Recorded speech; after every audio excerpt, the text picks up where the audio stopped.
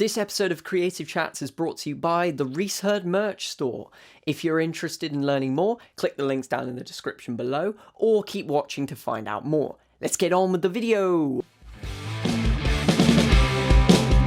Your day has come, your turn has come to say no! Greetings everyone, welcome! It is episode 11 of Creative Chats, the first one of the new series of Creative Chats. Woohoo!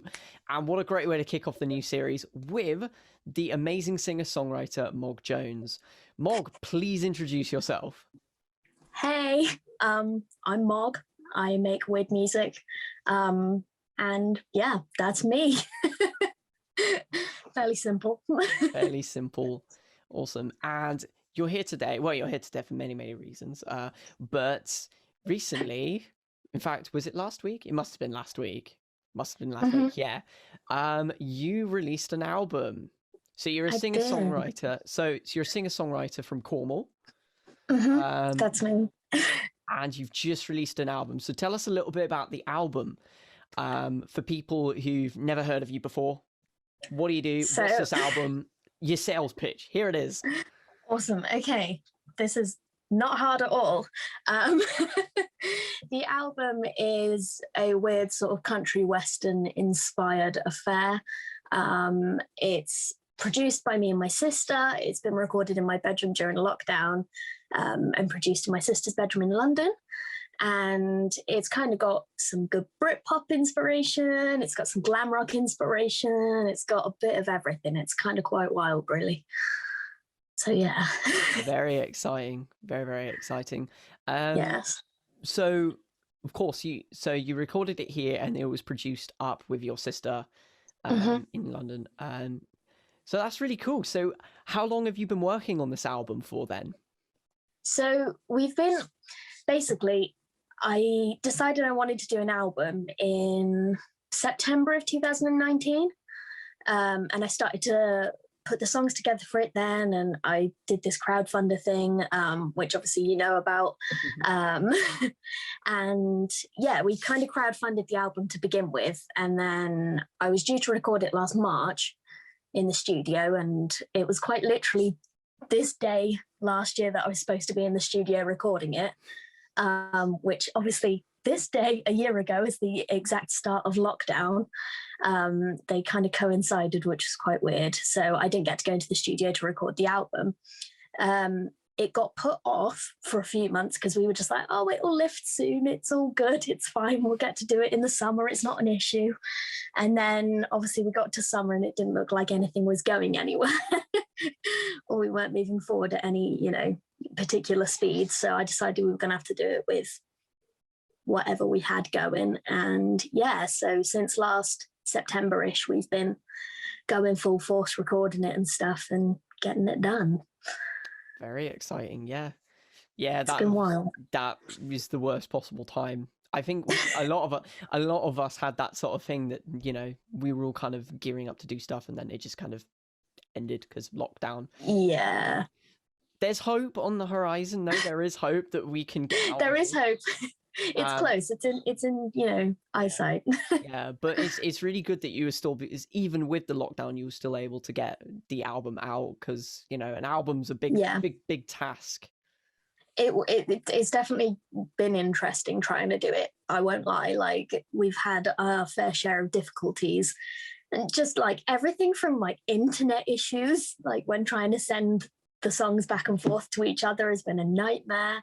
Like, having to record with the equipment we've got has been a nightmare because not everything's reliable all the time.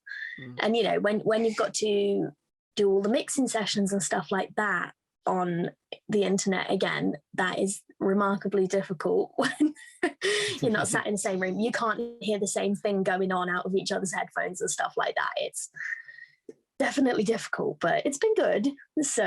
And it's done. So yeah, it could have gone worse. Yeah, it's always a good way to look at it. Yeah, absolutely. So you've been sort of performing, I believe, for about 11 years now. You've been around doing music, that kind of thing. I think that's about right. 11 years, yeah. Quite a long time. So what made you decide now was the right time to put out an album? So I know you've done you've done some singles, you did an EP Yeah. a while back. I want to Yeah. say a few years ago. But Yeah. so what made you think now is the perfect time for me to put an album out? I mean, I think I've been putting it off for a while purely because I wanted to make sure that it was right and it was the right moment, which obviously you don't know what the right moment is until the right moment hits. And obviously in September of 2019, when I like decided to write the album, I'd kind of written a few songs and I was just like, okay, I think I'm getting better at this. I think these are strong songs. I think they're worthy of like my time and effort now. And I think it was just getting it to the point of being refined enough that I wasn't just putting out any old junk. Because not that there's anything wrong with that. Like, I'm quite a perfectionist, so I wanted everything to be exactly right when it did happen and, hit in the right way and stuff. So it seemed like the right time. The songs were good in my eyes and had the means to do it in that sense. And yeah, it just felt good. Brilliant. Yeah, it's always whenever I'm writing music, I always ask the question kind of like, is this something I would put on music? If I was given these 6 or 8 tracks, would I put these on and would I enjoy it? And yeah, it sounds like you got to that point and you were like, yeah, these are absolutely. Like I used to listen to my old stuff. Like I shouldn't say this really, but the EP that I put on a few years ago, I just can't listen to it. I don't like it at all. Like it really stresses me out listening to it. But like this album, I'm really happy to listen to all of those songs. And I saw that as a really good sign. Like there's something that if it wasn't my name attached to it, they would 100% be in my music library that I'd listen to all the time. So I kind of saw that as quite a good thing. Yeah, that's a brilliant thing. Like there's always great when you're kind of, because you're always your own worst critic sometimes as a musician. Absolutely. 100%. When you're the only one that's listening to it, and especially when it's at the point where no one else has heard it yet and it's not had a reaction from anybody, you're the only one that can judge it and go, oh, okay, yeah, I think this is good. Well, what's everybody else going to think? And that's kind of the terrifying bit. So it's good getting to a point with it where you're comfortable enough to give it to other people and go, hey, what do you think of it? Yeah, absolutely. So on the subject of the album, off the top of your head, have you got a couple or maybe one particular tracks on there that are real highlights for you? I think there's 2 that are definite. Like, if you want to hear the sound of the album in one song, I'm kind of like, okay, there's 2, but they're quite similar in a way. And one is the last single that we put out, which was Gimme Time, with my friend Redley Flowerdew on it. And the other one is my song called Preach. And I think they just perfectly sum up the kind of sound I was trying to capture with the album. Like it's got the Western vibes, it's got the Britpop vibes. It's kind of, they're happy songs. They're good songs. They're like songs that you jump around to at a festival. I do love a jumpy song. Yeah, exactly. You can't beat them. So it's songs that for the longest time I've tried to get this sound, but because it's just been me and an acoustic guitar, there's only so much you can do with that. And obviously with this album, I wanted to give it that full range of, sounds. I wanted it to be a band album that we could take to the festivals and perform like properly. And I think they're the songs that kind of capture that vibe. That sounds awesome. Yeah. I would have the album with me right now, but is unfortunately in my girlfriend's car right now. So oh no. That's all right. I'm sure I've got one kicking around. I'll find it in a minute. But yeah, you even got it out on a physical version as well, which was really exciting. I'm personally a big fan of CDs, so to get a CD was really, really cool. How did the crowdfunder go for the album? It was remarkably successful. When I put it out, I was like, okay, I'm a bit of a nobody here. Like, no one's going to put their money into this. Why would they? But it actually went really well, and we didn't quite meet the total, but we got really, really close. So like, it was fine. And it's just been really good because it's added a kind of layer to things that I didn't know I'd get to do, which was like making merch and stuff like that. I've never done that before. So to be able to go and do that was quite exciting. And like, I've sat here at home and made it all myself. Like, every t-shirt is hand printed by me, all the badges, all the stickers, everything. Like, it's all been done right here in my living room, kind of thing. And that's been really exciting. But it was really cool doing the crowdfunder. Like I said, definitely unexpected in the success of it. But I thought, what the hell, may as well give it a go, you know? That's great. And then of course that's led to the CDs. Can people still buy the CDs? The CDs can still be bought. I'm kind of doing it on the basis of, at the moment, of like making things to order. So I've got my Bandcamp site where all the merch is going to go live on it, probably, you know, very, very soon. It's definitely in the process of being done. Hopefully when this episode goes up, I imagine it of course, should be there. Yeah, we'll put it in the description or somewhere like that, the actual date of when it goes up. But yeah, hopefully 100%. When this goes up. Yeah, but we've got CDs, we've got badges, we've got stickers, we've got a very, very limited run of cassettes, where on one side is the official album, and then on the other side is a live version of the album, which is only available on the cassette. Ooh, that sounds really exciting. I was genuinely very excited to do that, but I'm kind of nerdy about music and I collect cassettes, so that was exciting for me. But I know other people are like, how do I play those? But there'll be someone out there that, you know, thinks that's for them. Brilliant. Yeah, I hope all the merch does well. If you want to pick up the merch, there'll be a link in the description of this video. And did you say it'll be on Bandcamp? Yeah, that's right. Bandcamp, very exciting. So go check it out there if you like Mog's music, and if you haven't heard Mog's music, then well, what are you doing? It's still a good place to go and hear it. Exactly. Yeah. We do love a good Bandcamp. Bandcamp is great for musicians. Absolutely. They are wonderful. Indeed. So we spoke a little bit earlier about that you've been doing this for nearly a decade now, or even over a decade, which is crazy. Yeah, that is wild.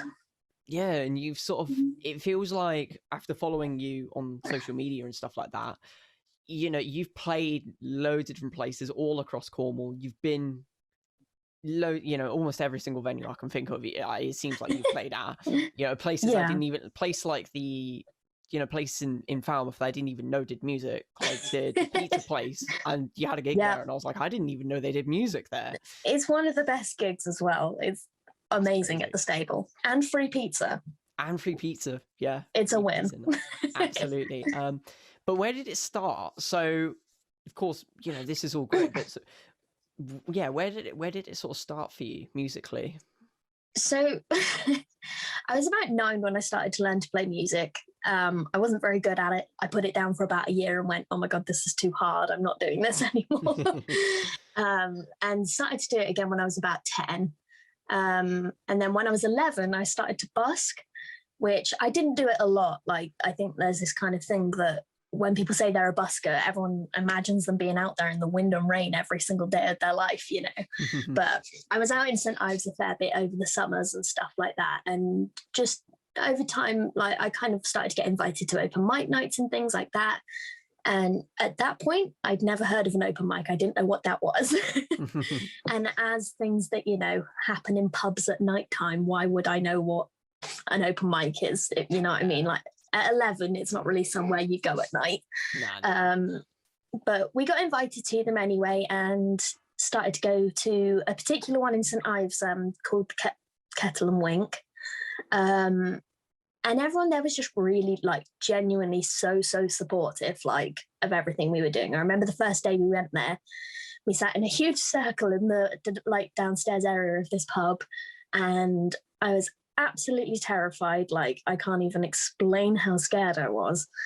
And I sat there on a ukulele and played Build Me Up Buttercup by the Foundations.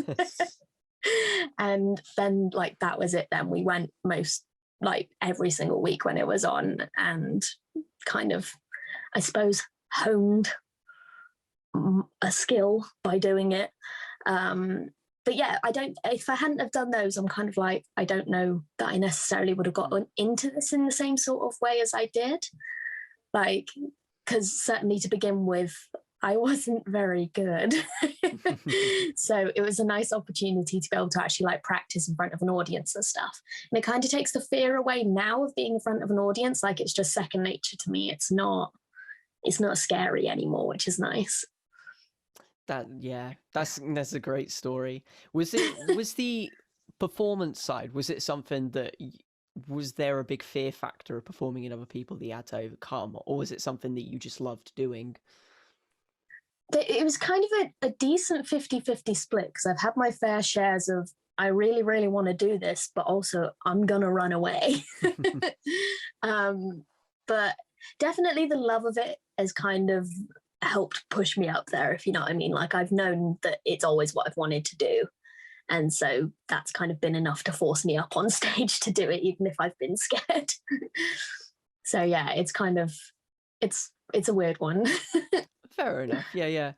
So at what point in your sort of journey as a musician did you sort of go from sort of doing like, you know, I'm having fun at open mic nights to kind of going, I see a career in this? Was there a point where where there was a turning point there? I mean, I think definitely when I started college, I know that sounds like a weird one, because I don't know, it's just, why would going to college make you see something instantly as a career? But when I started to go to college and I did music full time, like I'd never had the opportunity for music to be everything I did. Like there was always other things that were in the way and stuff. And as soon as I started to do it as my exclusive one thing, I just couldn't get enough of it. And since then, it's been everything I do. Like I literally eat, breathe, sleep music. Like every movie I watch is music based. Every like book I read is music based. Everything. So when I started to do it full time, that's when I went, okay, I have to do this full time always. Like I can't ever stop doing this. And yeah, I obviously towards the end of college started to pick up my gigs and things like that, and kind of helped make it somewhat sustainable to be a musician, because it's not always the most sustainable career choice. Nah, but you're seeming to do a very, very good job of it so far. I've done my best. Like it's definitely, when I started to pick up gigs and stuff like that, it's absolutely terrifying having to, you know, approach venues by yourself and kind of pitch yourself to them and stuff. It's completely like not in my nature to do that at all. I'm very sort of like throw the CD in and run kind of person. Not like, hey, I'm here. Hi, I'm still here. Hey, I'm still here. Book me, you know? So it was definitely a very weird thing to do at 16 years old, but a very good thing to do at 16 years old. Yeah. It's very, very fun, I bet. It is good. Yeah. Definitely, yeah. It's good. I recommend it to people. It's like you learn the most absolutely by doing all of that stuff at that age, I think. And at that age, there's kind of not quite as much fear about it. And it kind of, you have a weird kind of teenage lack of fear. So you're able to just, you know, put yourself out there and go and do things. So definitely recommend people doing it at that age. Yeah, absolutely. So I'm right in saying that you grew up mostly in Cornwall. Yeah, that's right. We moved here when I was 9. So yeah. Southwest, lovely place to live, isn't it? It is delightful. Like we lived up in Shropshire, so in the Midlands, and definitely coming down here, it was like a whole other world in a way. Yeah, I grew up I grew up pretty much. I grew up basically in Southwest. I was born down here and everything like that. But yeah, my dad came from Yorkshire, so the opposite end of the country. And I think my mum came from Essex, so it was an interesting blend of different things. I bet. That's crazy. Yeah, it was crazy. But yeah, the Southwest is a funny place for music, because most people, if you ask them, you know, music in Southwest, they probably wouldn't put the two and two together. But of course we know that the Southwest has an incredible music scene and everything like that. Did you find there were any particular barriers that you had to overcome from being in Cornwall? I mean, certainly for Cornwall, there's a lot of musicians in Cornwall, but there's also not that many musicians in Cornwall for the kind of scale of the space. So every venue down here knows every musician that they already like, and it can sometimes be quite hard to break that barrier and then get into venues and play gigs there, because they're so comfortable and happy with what they've already got. Yeah. So it can be quite tight-knit in that sense, but it's not a bad thing, because also it means once you're in for the long haul and they love you, and that's it. So it's kind of both a what do they say? A gift and a curse. That's the one. Yeah. But apart from that, I think it's really great, and it is a very creative county just for like the arts in general, which is quite a nice thing, because it means that, like, I think in a lot of places, if you say to someone you're a musician, you don't always get taken terribly seriously. Whereas down here, it's like, oh, cool, you're a musician, amazing, like, you know, and that's really nice. So everyone's very supportive about everything, which is good. And yeah, we've got a lot of like festivals and things down here, which is really lovely, which I think, again, for a small county, we've got a lot going on here, really. Yeah, definitely. On our subject of festivals, I remember when you were super excited about this and this wasn't announced, and I remember you were like, yeah, this is so amazing, this is happening. But you recently, I mean, it was announced last year, but I'm assuming it's going to go ahead in 2021, that you are going to be opening up the main stage on Tunes in the Dunes. That I am. I'm very excited still. Yeah. The excitement hasn't died down. It's good. I'm so pumped for it. I'm honestly so excited. And obviously, when we were speaking about it last year, I was in the process of finding a band at that point. And I did find 2 people to be a member of the band, although that has now passed because of, you know, the pandemic and such. Yeah. But I've got a few more people in the pipeline who are excited, I think, to be part of it. And I'm really excited to get going and, you know, get on the stages again and do everything and have it be all exciting and loud and not just me on an acoustic guitar. Like, yeah. I'm excited to have people on stage to interact with and actually, like, vibe with. It's definitely something I've never got to do before. That's very, very exciting when that happens. When you hear, because of course, if you've played it, you played your song sort of in your bedroom with just your acoustic guitar. But when you hear like a full band for the first time playing one of your songs, it's an incredible. It gives a completely new dimension to it, and it's so cool. Yeah. No, I am so excited about that because we haven't even had a chance to rehearse yet. So I'm like absolutely gagging to get into that first rehearsal and see how it sounds. I'm really excited. I bet you are. How did the Tunes in the Dunes come about, basically? How did you sort of how did the opportunity come about? Yeah. That's what I'm trying to say. It's quite a long winding sort of shindig.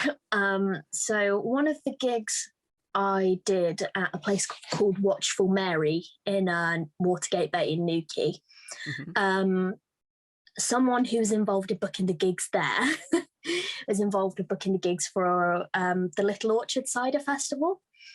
Okay. So I ended up getting booked to play there because I played at Watchful Mary and they saw me and they really liked me. So they booked me to play at the Little Orchard, which was really exciting. I got to play on like the second biggest stage there.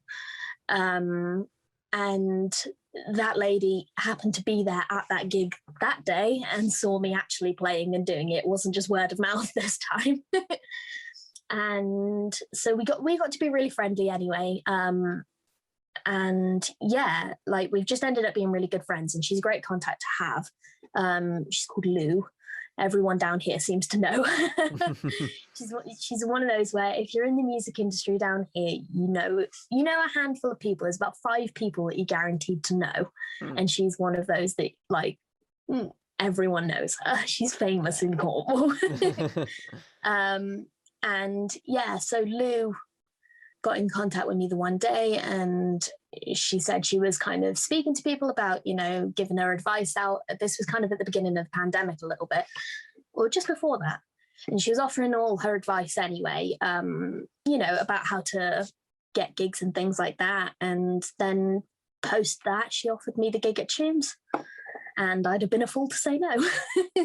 I bet, yeah. So, yeah. That's incredible. But yeah.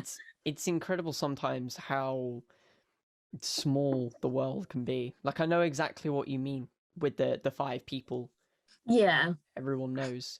But that's really, really cool. I'm super excited. I know that it was actually my girlfriend actually was saying to me, I think a couple of weeks ago, do you want to get tickets for Tunes in the Dunes? And I was like, hell yes.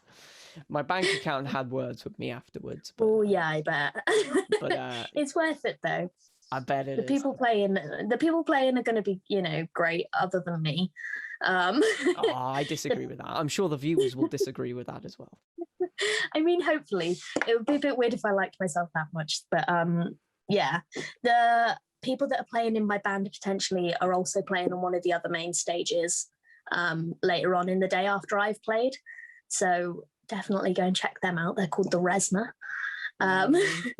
Very exciting. Very exciting. Boys, very talented, and write lots of amazing music. So go and check them out. And yeah, the people playing there are great. Honestly, like the headliners and stuff. I was shocked by who they've got lined up to play the show.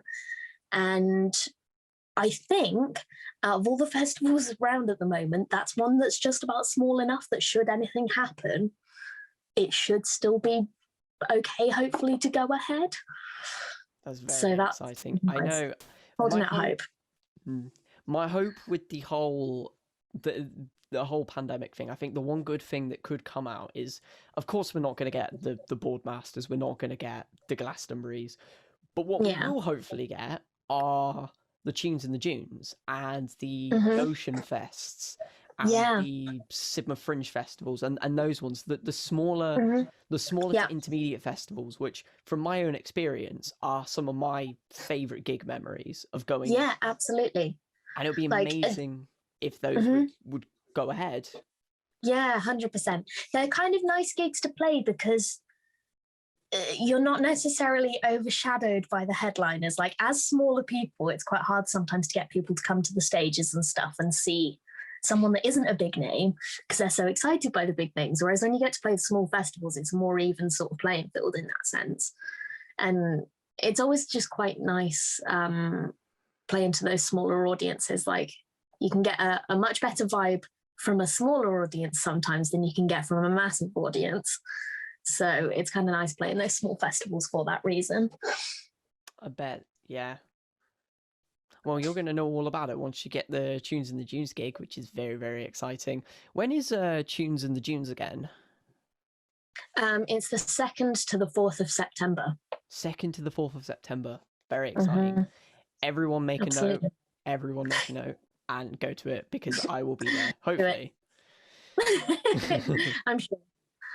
We'll keep our fingers and toes crossed. Indeed. I'm jumping in here real quick to just let you know about the sponsor, me, or, well, the Reese Heard merch store. The Reese Heard merch store is the best place to support Creative Chats and all the work that I do.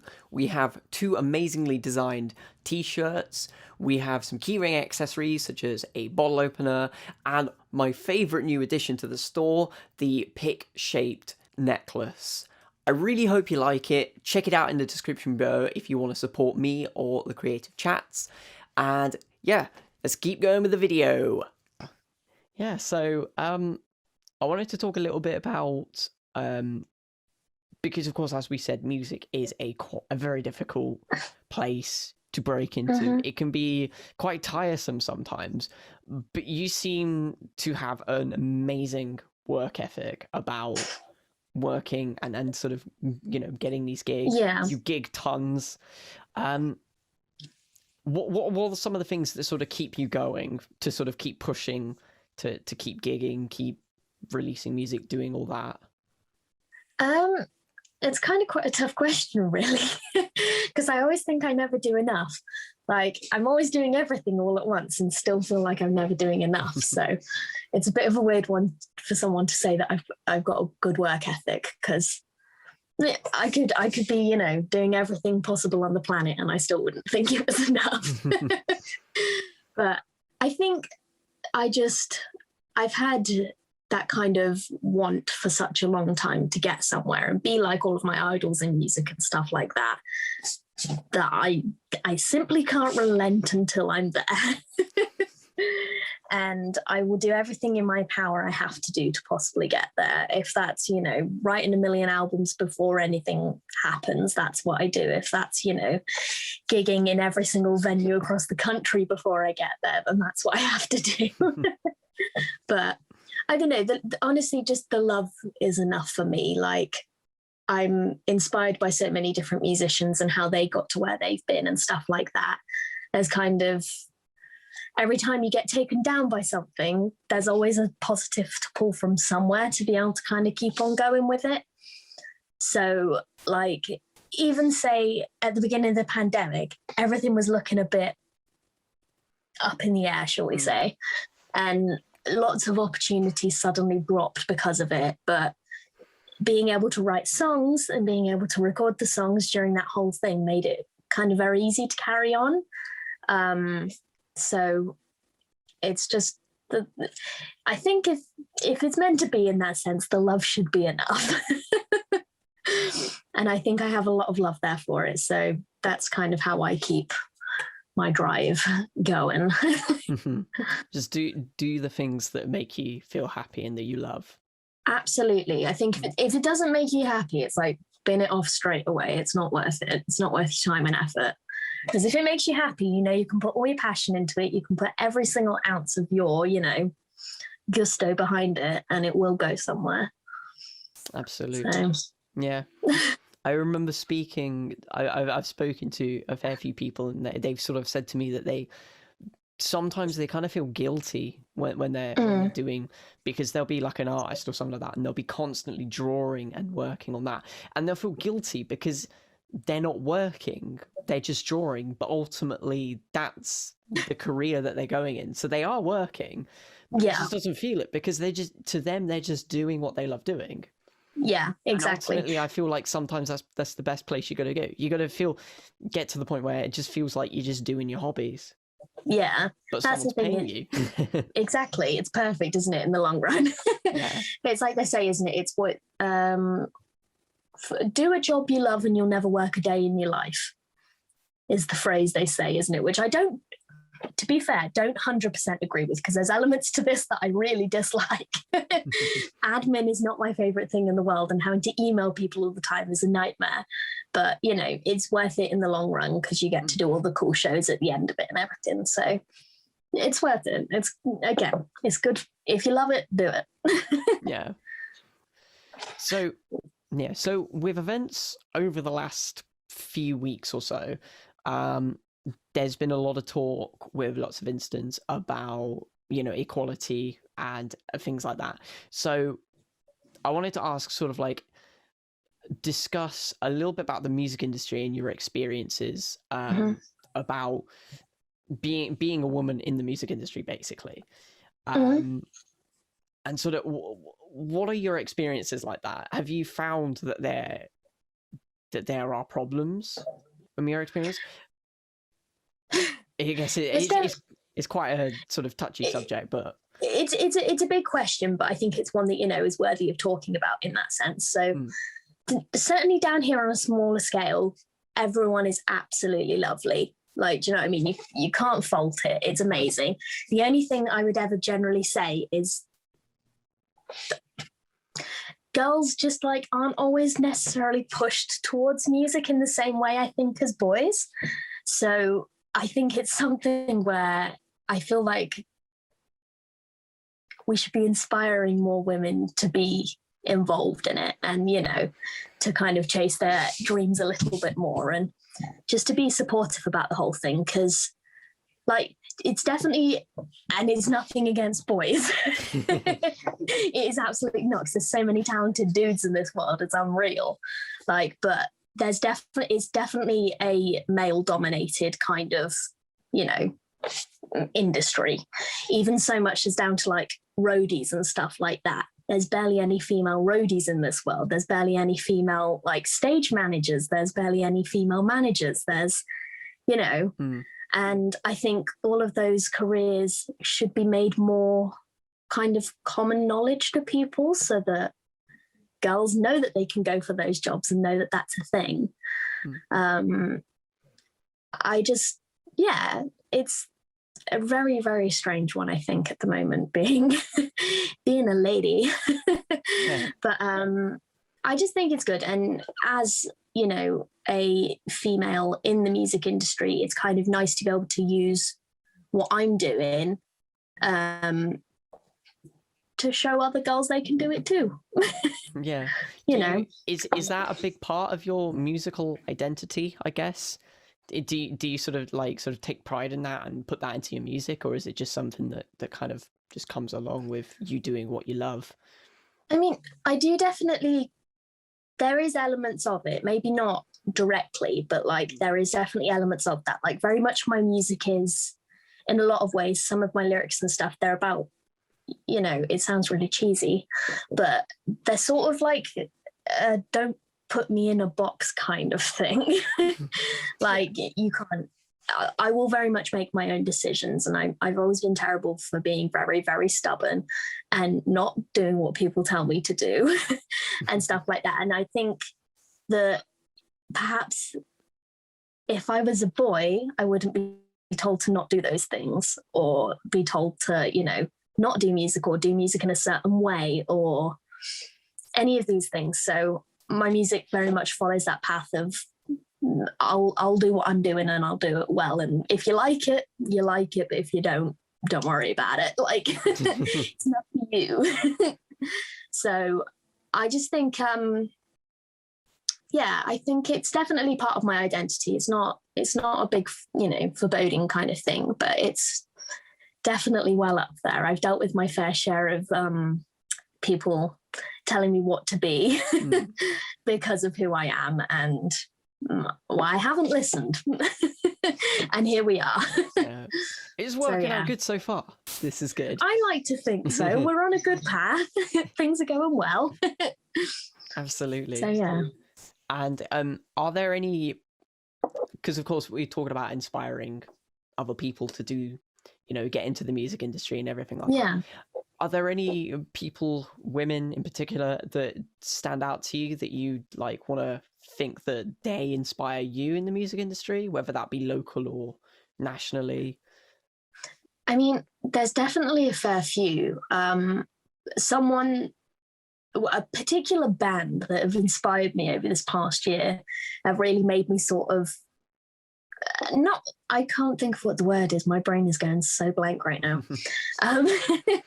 They've really just inspired me in that way, and kind of made me go, okay, it really doesn't matter what anybody thinks, because at the end of the day, if you're authentically you, people are going to buy into it a lot more than if you're presenting them with this image that you're expected to be. And that's Haim. Like, as a band, they are everything to me. Like, they kind of go against everything that the music industry sort of somewhat expects of women. Like, I'd say that they're one of the only female rock bands that exists right now, which is quite a big deal to me, because rock music is my favorite thing in the world, and there is not enough women in there, like the rock genre, end of. Like, they do all the things that kind of go against the grain. Like, they don't wear outfits that necessarily please people. They don't have to wear big flashy outfits. They don't bother about wearing makeup all the time. They don't bother about, all their promo stuff on like Instagram and things. Like, they're not made up for all of it. It's not always a professional photo shoot. It's just like, oh, look, here I am in bed today, woohoo. And I really appreciate that, because it makes them seem real. And I think that's the main thing, is like, certainly, again, for females in the industry and non-binary people, you know, everyone that's underrepresented, I feel it's kind of a great thing to be shown because they're really, really successful. And it's good to show that you can do what you want to do, but still be successful and not have to follow that kind of, you know, path that sometimes is set out for us. Absolutely, yeah. That sounds great. I completely agree. I think that it would be amazing if we had more kind of sort of women in rock music. As someone who is in rock music themselves, it would be really awesome. You know, I can think of a fair few bands that have women in them, but just off the top of my head, if I had to think of a completely female band, all female members, I'm actually quite struggling. So it's quite hard. Yeah. So it would be really, really cool to see more of that in the industry. Yeah, 100%. Absolutely. Awesome. Well, so, yeah. Thank you very much, Mog, for coming on. It's been an absolute pleasure. Thank you for having me. You're welcome. Yeah. So if people have enjoyed this chat and they want to discover more of your music, where do they go? So for all my social media platforms, my name is @MissMogJones, and then on any major streaming service in this world right now, just type in Mog Jones. I shouldn't be that hard to find. There really isn't many of me. So yeah, it's all out there. Exciting. This is good. It'll be linked in the description as well of this video if you like that. Fabulous. And it'll be somewhere on the screen as well. But yes, thank you so much for coming on, Mog. Thank you for everyone who's watched and listened this far, and I hope you really enjoyed our chat. And I will see you all again for another episode. But in the meantime, listen to Mog Jones' new album, On the Run? On the Run. On the Run, yes. Go and run to check out On the Run. Do it. Awesome. All right. Thank you so much, everyone. See ya. Woo!